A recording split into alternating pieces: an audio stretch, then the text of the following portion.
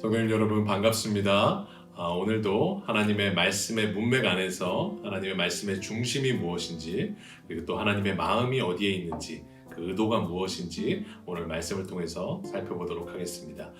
첫 번째로는요, 오병이어 사건의 주제는 과연 소년의 믿음인가 라는 겁니다. 요한복음 6장 9절부터 13절까지 오병이어 사건이 나오고 있죠. 저희 교단에서는 보통 그렇게 많이 해석은 안 하는데요. 어떤 다른 교단에서는 이런 해석들이나 설교들을 조금 들어보실 때가 더 많으셨을 것 같습니다. 보리떡 5개와 물고기 2마리를 어린아이가 가지고 있었습니다. 이 어린아이가 그것을 내밈으로 말미암아서 그 사복음서에 나오는 오병이어의 기적이 일어났습니다. 이 조그만 헌신이 결국은 오병이어를 이뤄낸 겁니다. 여러분도 더욱더 헌신하십시오. 조그만 것이라도 주님께 드리십시오. 그것을 통해서 주님께서 놀라운 일을 이뤄내실 겁니다. 참 은혜되는 말씀입니다. 맞습니다. 이것도 중심은 아니지만 어떻게 보면 부분적인 하나님의 의도일 수 있습니다. 그러나 오병이어의 주제가 과연 이것인가? 하나님의 마음의 중심이 과연 그 의도가 이것인가는 조금 다른 문제인 것 같습니다. 그러면 만약에 이 오병이어의 주제가 소년의 믿음이면요, 사복음서 내내 나오는 이 오병이어의 이 소년이 중심으로 나와야 됩니다. 그런데 잘 아시지만 마태복음, 마가복음, 누가복음에는 이 한 아이, 어린아이가 나오지 않습니다. 요한복음 6장에만 한 어린아이가 보리떡 5개와 물고기 2마리를 가지고 있었다라고 말하죠. 그러면 결국은 예수님께서 이 오병이어를 통해서 말씀하고자 하시는 바가 무엇일까요? 이 오병이어는 예수님께서 왜 주셨는가에 대해서 6장에 말씀하십니다. 요한복음 6장 26절부터 27절인데요. 너희가 나를 찾는 것은 표적을 본 까닭이 아니요 떡을 먹고 배부른 까닭이로다. 예수님께서 이 오병이어를 나타내실 때 그 데퍼니션이 뭐냐면 표적이었다라고 말씀하세요. 이 표적은 영어로 사인이죠. 사인이란 말은 무슨 말이냐? 어떠한 사건을 말씀하시고 그 사건을 만드셨을 때 그 사건에 나타나는 의도가 있으셨다라는 말입니다. 그러니까 결국은 예수님께서 이 오병이어를 통해서 단지 그냥 백성들이 배고파서 갑자기 충동적으로 주신 게 아니라는 거예요. 이 오병이어를 통해서 주님께서 하시고자 하는 말씀이 있었고 메시지가 있었다는 것을 말씀하고 계십니다. 그러면 그 메시지가 무엇이었느냐?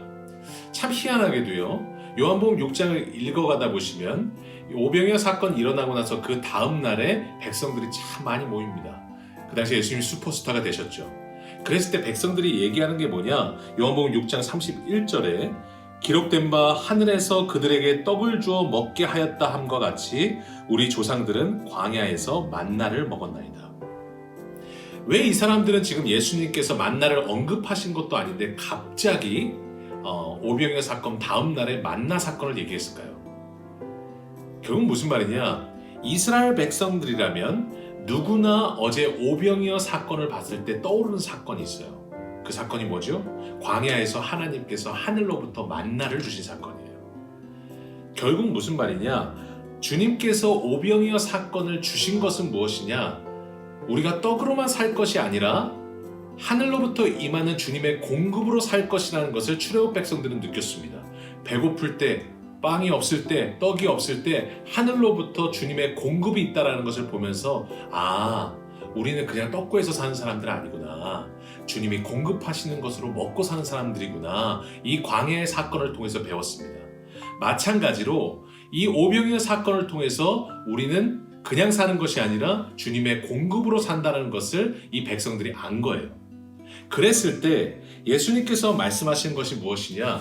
바로 이 추측이 맞았는지 오병이어를 만나로 인식하시면서 말씀을 하십니다. 32절에요. 예수께서 이르시되 내가 진실로 전실로 너희에게 이르노니 모세가 너희에게 하늘로부터 떡을 준 것이 아니라 내 아버지께서 너희에게 하늘로부터 참떡을 주신다. 이제 이 광야 사건, 이 만나의 사건을 말씀하시고 나서 이제 이 오병이어 사건을 해석하실 때 이제 모세에게 주셨던 그 떡이 아니라 이제 하늘로부터 참떡을 주신다.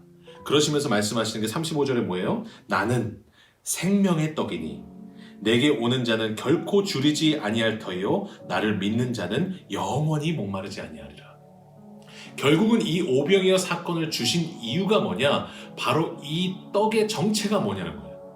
바로 이 예수님이 이 가운데 중심이라는 것을 말씀하시면서 하늘로부터 오는 참떡이 누구냐? 바로 나다라는 거예요.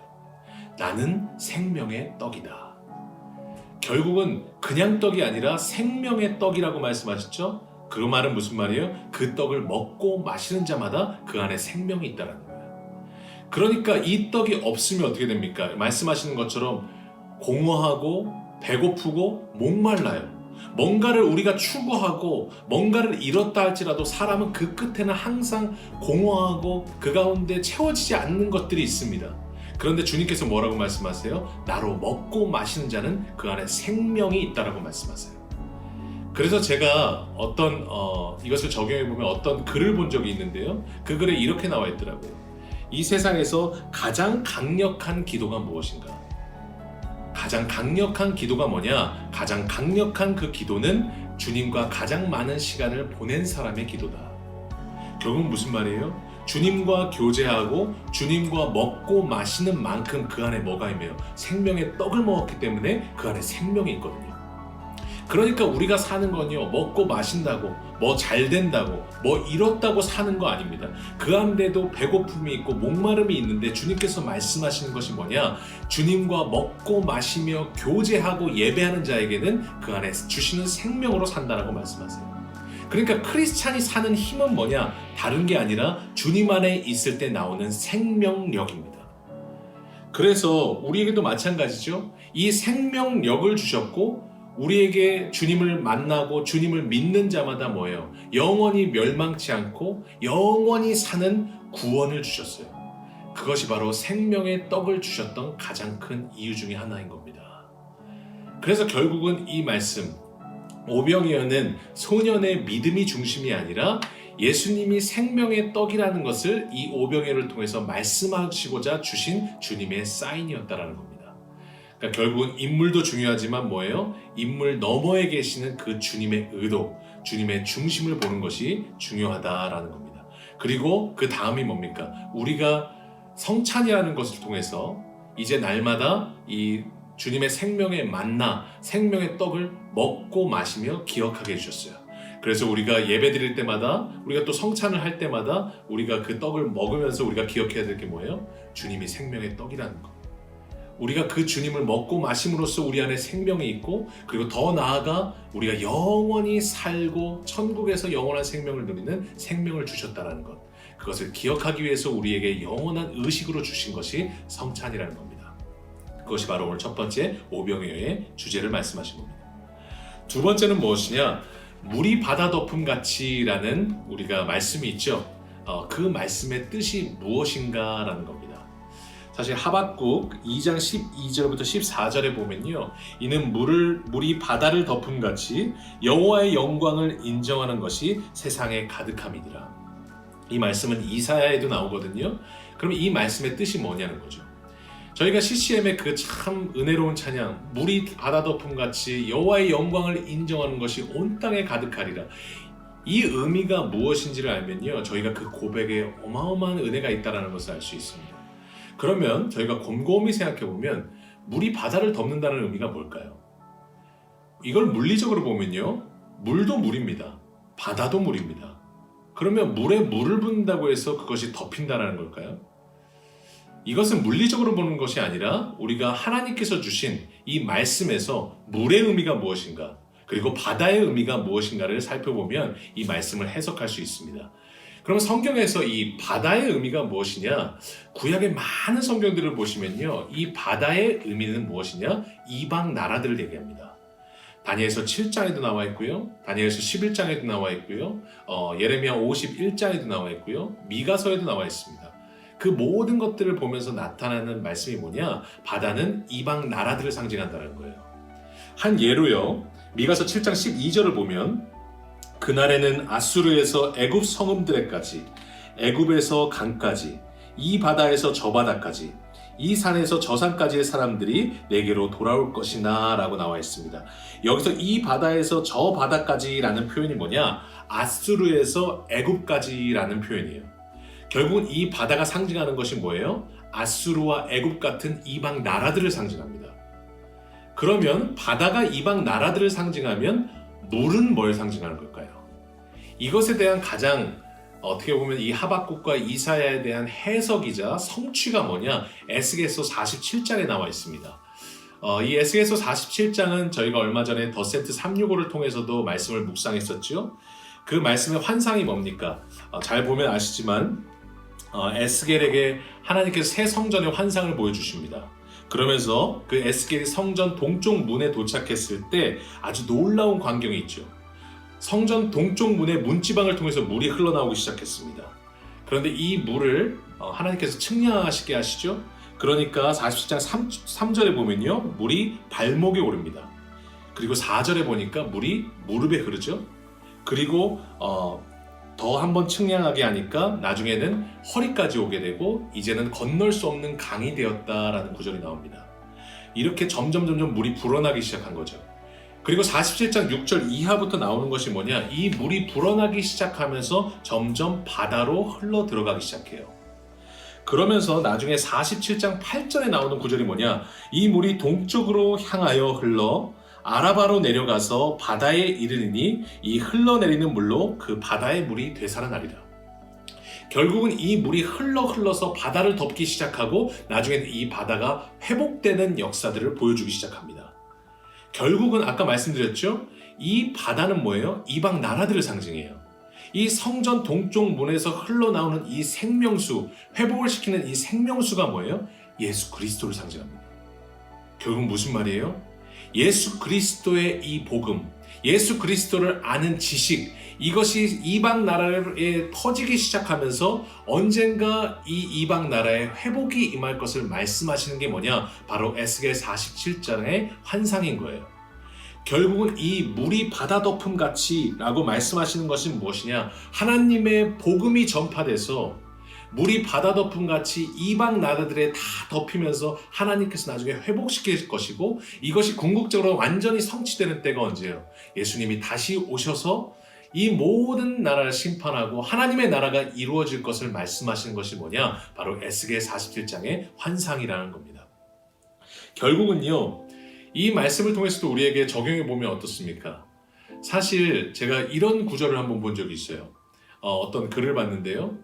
사단이 미래를 알 수 있을까요? 욥기 1장을 보면 욥에 대해서 얘기할 때 재물을 치면 하나님을 욕할 것이라고 예측을 하죠. 그런데 그 사단의 예측은 어떻게 됐어요? 빗나갔어요. 그 글에 그렇게 써 있더라고요. 사단도 미래를 모른다. 사단도 우리에게 걱정을 주고 두려움을 주고 최악의 시나리오를 보여주지만 사단도 미래를 모른다는 거예요. 그럼 우리도 어떻습니까? 인간도 미래를 알 수 있나요? 전도서 3장 11절에 보면 뭐라고 말씀하세요? 하나님은 우리에게 하나님이 하시는 일의 시종을 측량할 수 없게 하셨다고 말씀하고 계세요. 우리도 하나님이 하시는 일이 어떻게 될지 우리도 모릅니다.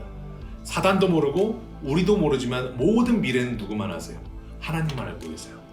그리고 우리가 정확하게, 우리가 잘 알 수 없지만 말씀을 통해서 정확하게 확신하는 것이 무엇입니까?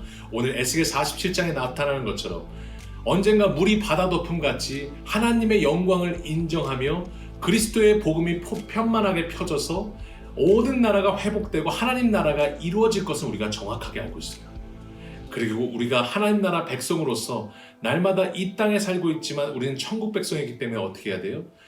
우리가 알고 있는 그 미래, 그 확신, 그것을 가지고 날마다 하나님이 주실 그 나라를 보면서 우리는 주님과 함께 천국 백성으로 주님 나라를 보며 살아가야 될 줄로 믿습니다. 이것이 바로 오늘 에스겔 47장 그리고 하박국을 통해서 말씀하시는 물이 바다 덮음 같이의 의미인 겁니다. 저희가 오늘 두 가지 말씀을 배웠습니다.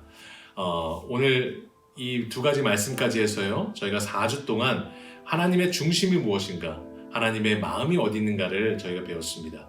저희가 정리하면 4가지 정도로 할 수 있을 것 같습니다. 첫 번째는 무엇이냐면요, 문맥적으로 해석하셔야 된다는 거. 하나님께서 문맥을 주셨다라는 말은 문맥을 통해서 하실 말씀이 있다라는 말씀이기 때문에 저희가 문맥을 통해서 하나님의 말씀을 해석해야 한다는 겁니다.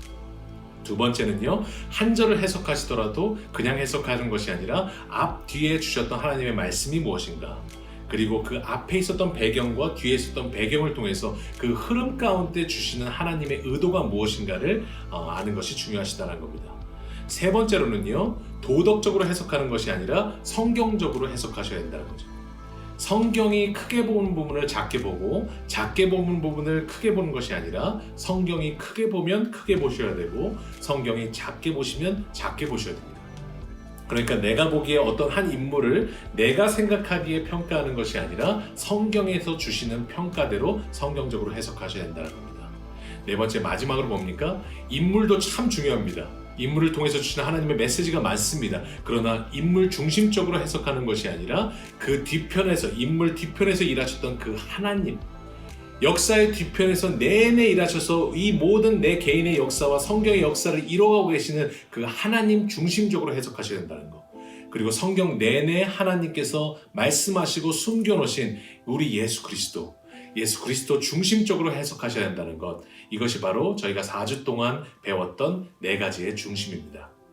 저희가 4주 동안 참 말씀들을 가지고 하나님의 마음이 무엇인지를 살펴봤습니다. 앞으로 저희 말씀 묵상하시고 정말 말씀을 가지고 하나님과 동행하실 때 하나님의 중심, 하나님의 마음을 항상 보시면서 하나님의 마음이 내 마음이 되고 하나님의 그 중심이 내 중심이 되시는 우리 귀한 성도님들 되시기를 주님의 이름으로 간절히 소원합니다. 항상 하나님과 동행하시고 예배하는 만큼 우린 살 수 있습니다. 항상 하나님을 예배하시는 귀한 성도님들 되시기를 주님의 이름으로 부탁드리겠습니다. 감사합니다.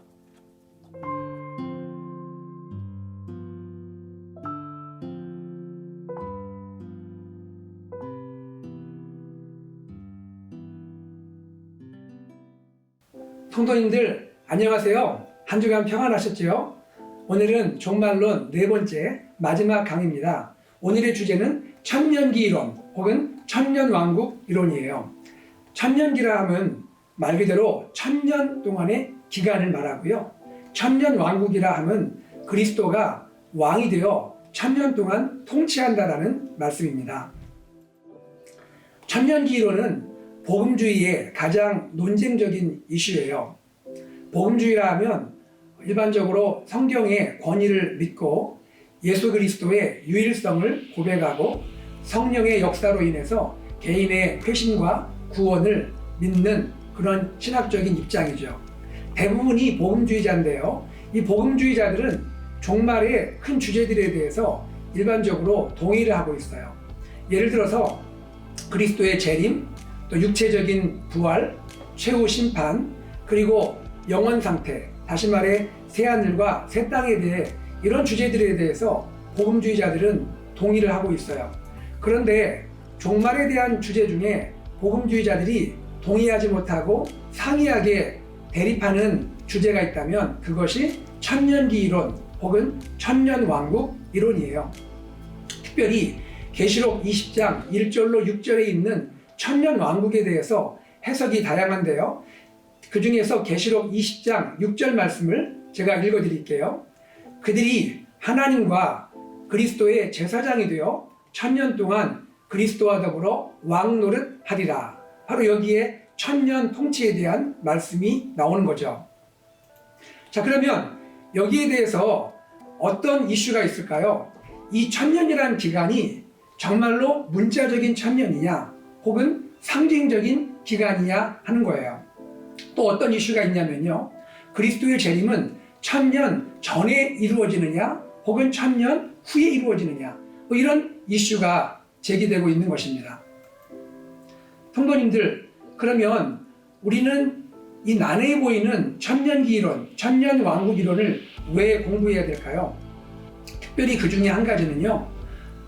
오늘날 이단에 대해서 생각해 볼 때 이단의 주제가 바뀌었기 때문입니다.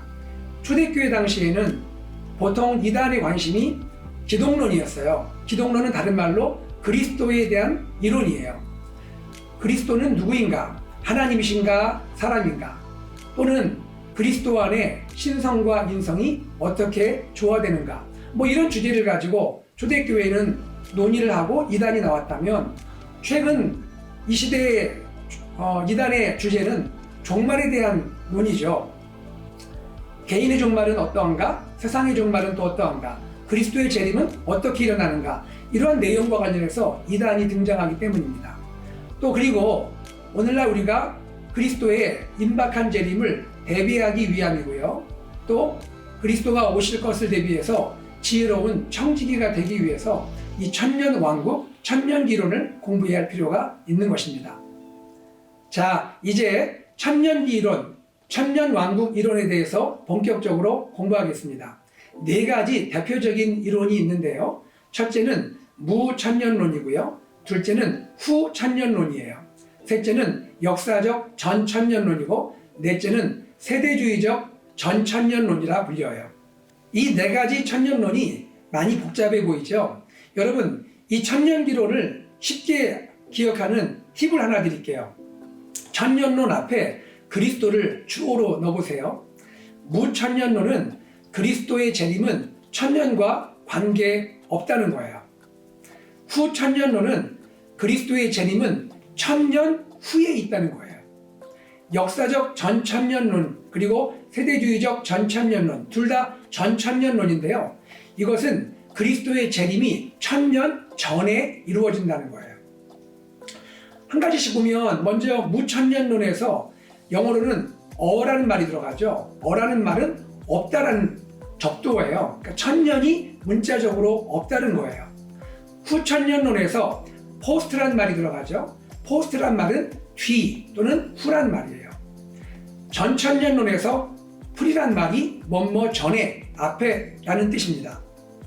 그리고 전천년론에 두 가지가 있죠. 역사적 전천년론과 세대주의적 전천년론이 있는데 역사적 전천년론은 교회사를 통해서 역사적으로 오랫동안 지속되어 온 천년론이란 말이고요. 세대주의적 천년론이란 말은 최근에 등장한 세대주의 신학에 기초하는 전천년론이란 말이에요.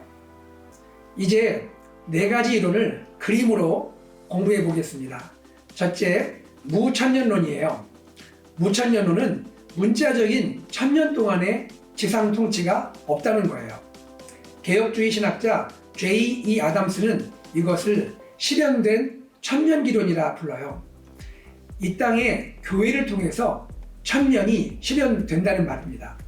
자, 그림 보겠습니다. 그림 보실 때 그리스도의 초림과 그리스도의 재림 두 가지 축을 생각해 보세요. 왼쪽에 그리스도의 초림이 있고 가운데 그리스도의 재림이 있죠. 그 사이에 녹색으로 표시된 교회 시대가 있습니다. 그리고 재림 이후에 분홍색으로 표시된 영원한 상태가 있죠. 단순한 그림이죠. 이 교회 시대가 이 땅에서 실현되는 천년의 기간이라는 거예요.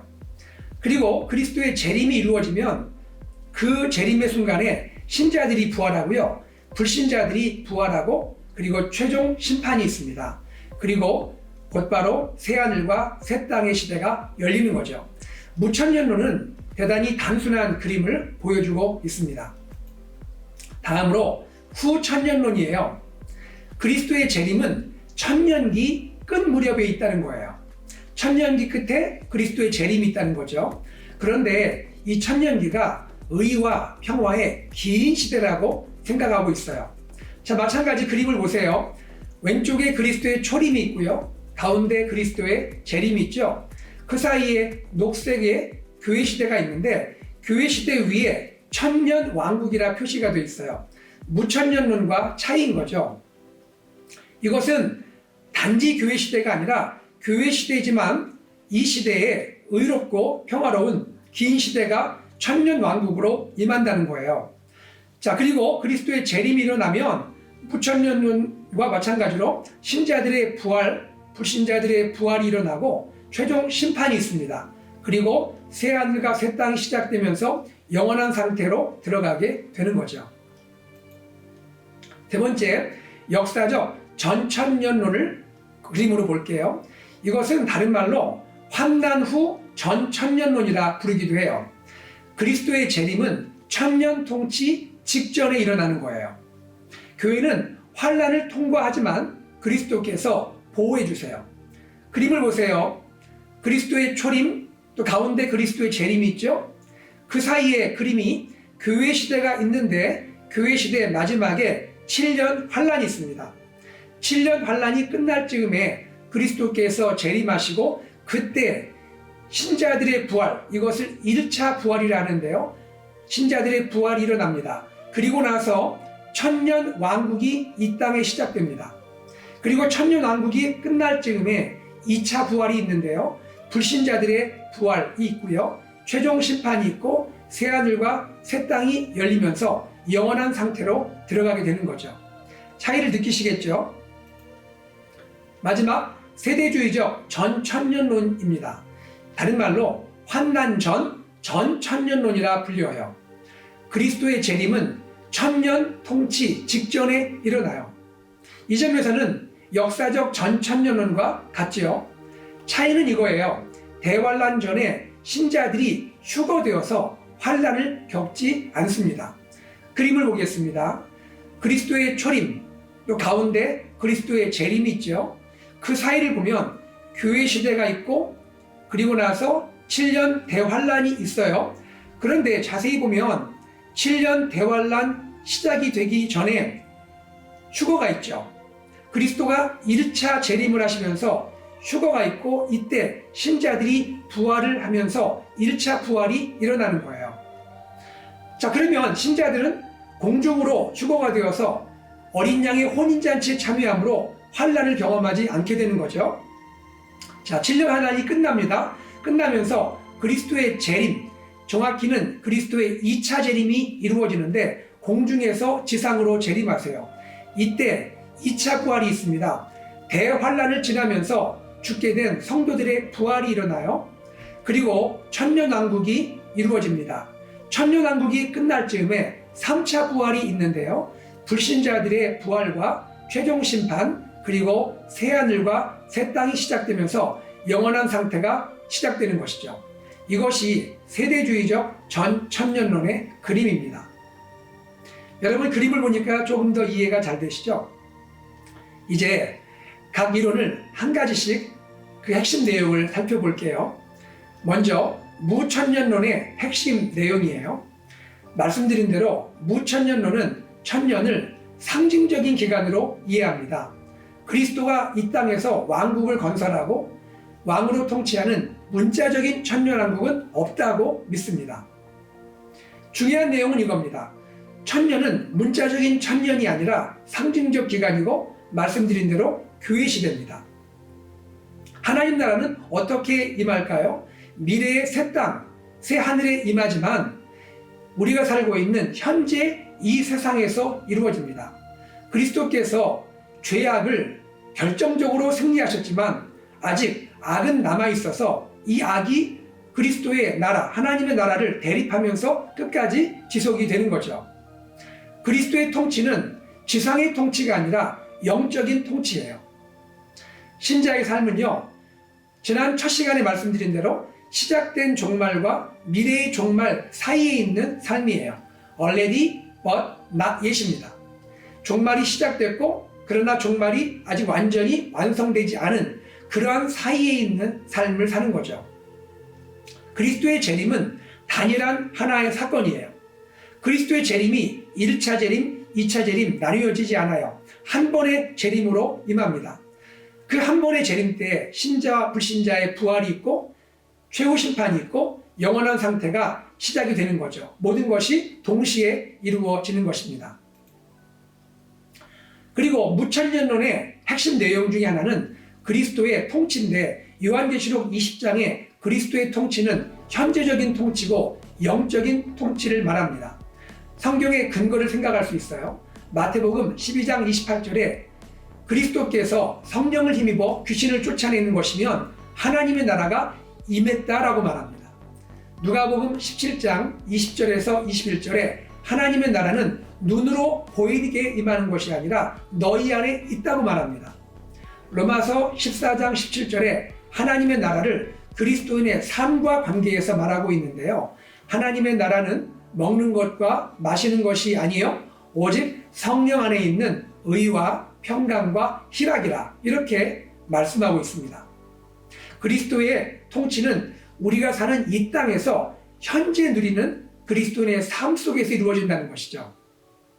특별히 계시록 20장 4절에 살아서라는 말이 굉장히 중요한데요. 살아서라는 말의 히라보가 에제산입니다. 영어로 번역하면 they lived, 그들이 살았다라는 말입니다. 여기에서 살다란 말을 무천년에서는 육체적 부활로 보지 않고요, 영적 거듭남으로 봅니다.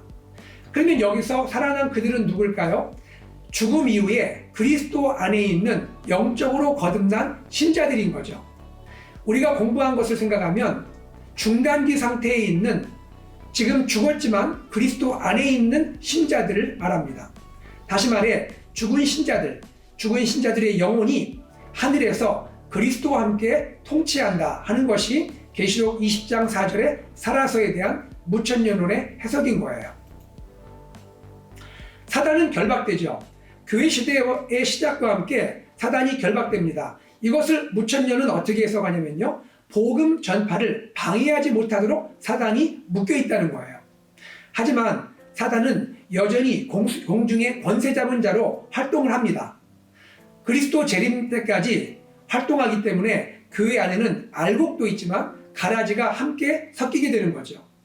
그러다가 교회 시대가 끝나게 되면 사단은 잠깐 풀려나서 최후의 회방, 다시 말해 대환란이 이루어지는데, 그리고 나서 사단은 최후의 멸망을 당하게 됩니다. 무천년론을 지지하는 사람들은 누가 있을까요?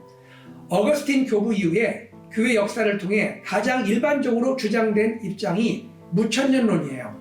실제로 16세기에 요한 칼빈을 비롯한 많은 종교 개혁자들이 지지했고요. 오늘날 개혁주의 신학자들 게알더스 보스, 루이스 벌코, 안토니 호크마, 이런 많은 개혁주의자들이 무천년론을 지지하고 있습니다. 무천년론에 대한 질문이 있을 수 있어요. 두 가지인데요. 첫째, 요한계시록 20장을 상징으로만 해석하는 것이 정당한가 하는 거예요.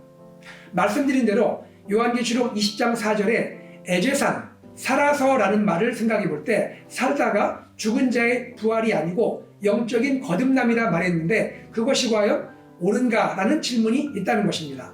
다시 말해 상징적인 해석과 문자적인 해석의 경계가 무엇인가라는 질문이 제기될 수 있다는 거죠. 상징적 해석할 때 우리가 주의할 부분이 있습니다. 상징에만 너무 빠지면 자칫 실제에 대한 이해나 믿음을 약화시키게 되는 거죠. 또 성경에는 분명히 문자적인 의미를 갖는 해석이 있어요. 그런 부분이 약화되거나 무시될 수 있는 위험이 있다는 거죠. 두 번째는 무천년론은 현재를 강조하는데 너무 현재를 강조하는 거 아닌가, 미래에 대한 것이 약하지 않은가, 이렇게 질문할 수 있는데 무천년론은 그렇지 또 않다라고 대응을 합니다. 두 번째, 후천년론의 핵심 내용을 정리해 볼게요. 후천년론은 그리스도의 재림이 천년 기간 후에 있다고 믿는 것이죠. 천년은 재림 전 의와 평화의 긴 시대, 상징적인 기간입니다. 하나님 나라는 복음 전파와 성령의 구속 사역을 통해 이 세상 안에 확장이 된다고 믿어요. 우리가 사는 현 세대는 점차적으로 천년기 세대로 들어간다고 믿습니다. 그리하여 이 세상이 점차 기독교화되는 것이죠. 복음 전파를 통해 인류의 대부분이 점차 기독교로 개종하죠. 그 개종하는 그리스도인 안에 유대인도 포함이 됩니다. 이방인뿐 아니라 유대인도 모두 포함이 되는 것이죠. 후천년론에 따르면 현 세대는 대단히 낙관적입니다. 이 세대가 낙관적인 시대로 점점 변해가면서 그 끝에 그리스도가 재림하시는 거죠. 인간 역사 끝에 최종적인 배교는 있어요.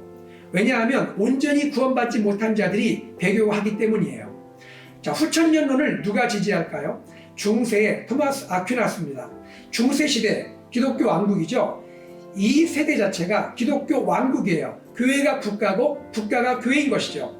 그런 시대, 바로 이 시대 가운데 그리스도의 통치가 이루어진다고 믿었던 거죠. 18세기의 식민주의자들, 그리고 오늘날 자유주의 신학자 상당수가 이 후천년론을 지지하고 있습니다.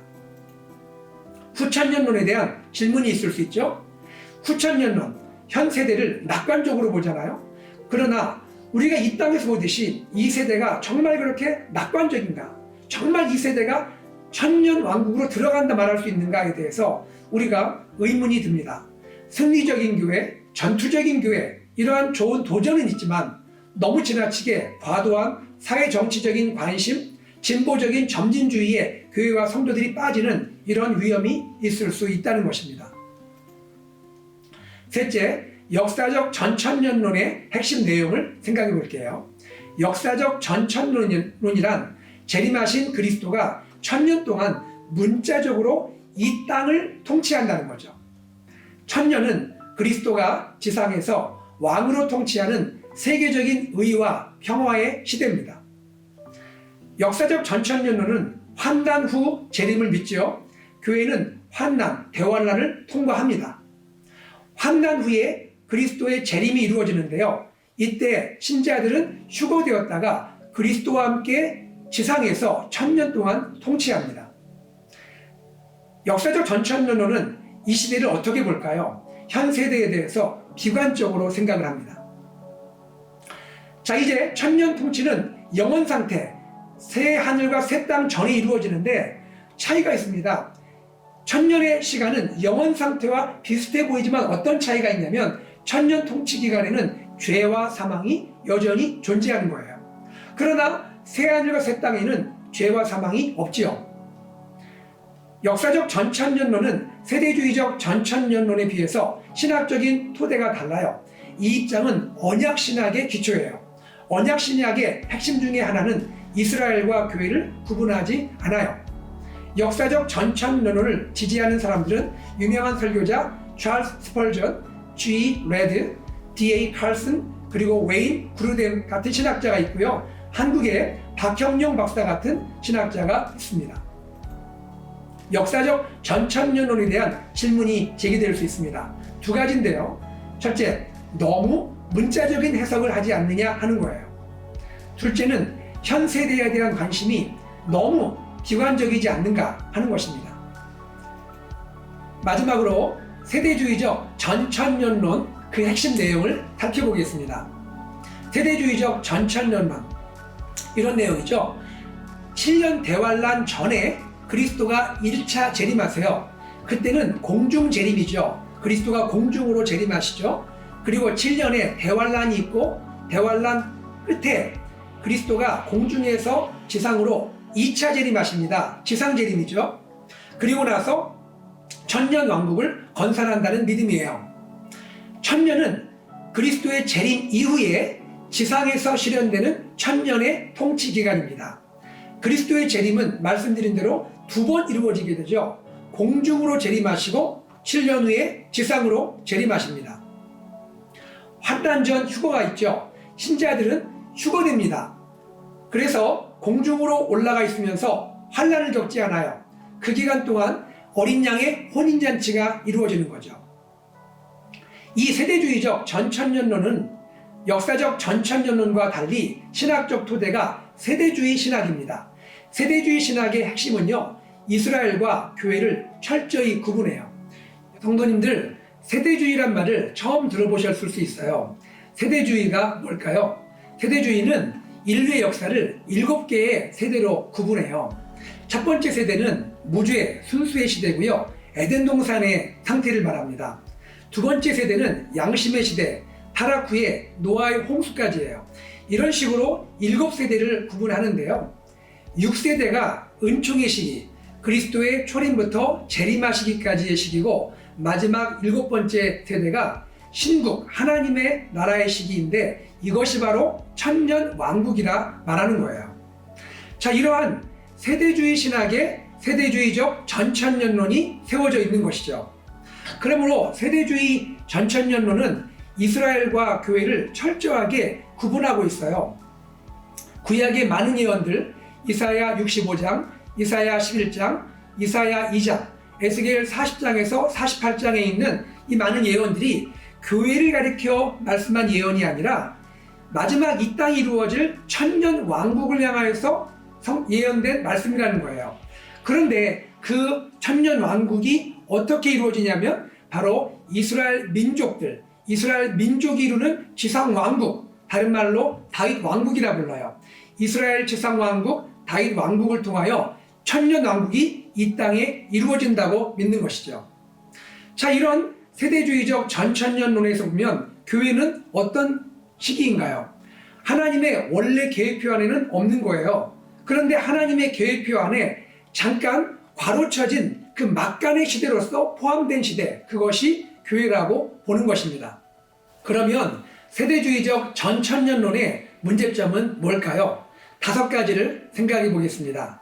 첫째, 성경의 예언, 특히 구약 성경의 예언에 대해서 극단적으로 문자적 해석을 합니다.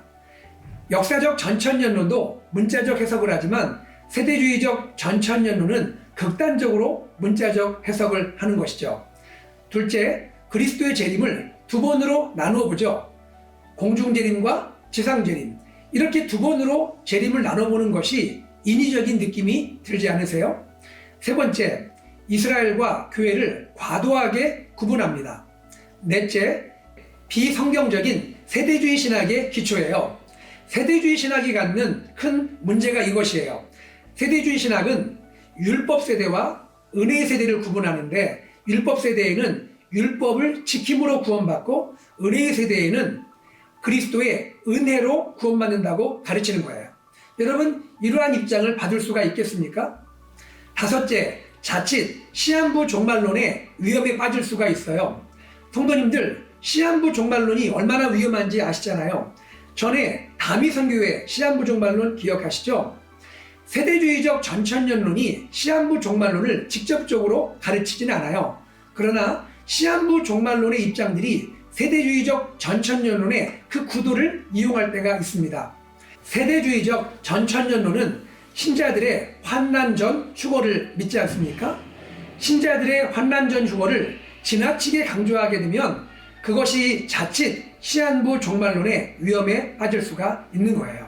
지금까지 천년기 이론, 천년왕국론에 대해서 공부를 했는데요. 성도님들, 어떤 교훈을 얻을 수 있을까요? 5가지로 생각하겠습니다. 첫째, 종말에 관심을 갖고 건전한 성경 연구에 힘을 쏟아야 합니다. 둘째, 개혁주의 종말론, Reformed Eschatology를 공부해야 돼요. 셋째, 어떤 종말론 이론도 완전하지는 않음을 인정해야 돼요. 대체적으로 개혁주의자들은 무천년론과 역사적 전천년론을 성경적으로 정당하다고 믿고 있어요. 그럼에도 불구하고 무천년론과 역사적 전천년론은 더욱더 성경의 진리를 알고자 하는 노력을 게을리하면 안 되겠고요. 그리고 다른 이론에 대해서도 배우고자 하는 그런 겸손함을 잃지 말아야 합니다. 넷째, 천년기론을 두고 논쟁에 빠지면 안 되겠죠. 지식보다 사랑이 중요한 거잖아요. 다섯째, 천년기 이론만이 성경의 가장 중요한 주제가 아닌 것을 인식해야 돼요. 성경에는 천년기 이론 외에도 하나님은 누구신지, 그리스도는 누구신지, 성령은 누구시며 구원과 교회에 대한 많은 진리의 말씀이 있잖아요. 우리가 이런 것들을 균형 있게 공부해야 된다는 것이죠. 성도님들, 지금까지 천년기 이론, 천년왕국 이론을 공부했는데요. 가장 중요한 것이 무엇일까요? 그것은 오늘 깨어서 그리스도의 재림을 준비하는 삶이 아닐까요? 바로 이것이 천년기 이론의 가장 중요한 교훈일 것입니다. 자, 성도님들, 지난 4주간 종말론 공부를 함께 했는데요. 수고 많이 하셨고요. 이 종말론 공부를 통해서 우리의 삶 가운데 더욱 주님을 사랑하고 재림을 준비하는 우리의 모습이 있기를 간절히 소망합니다. 성도님들, 건강하세요. 사랑합니다.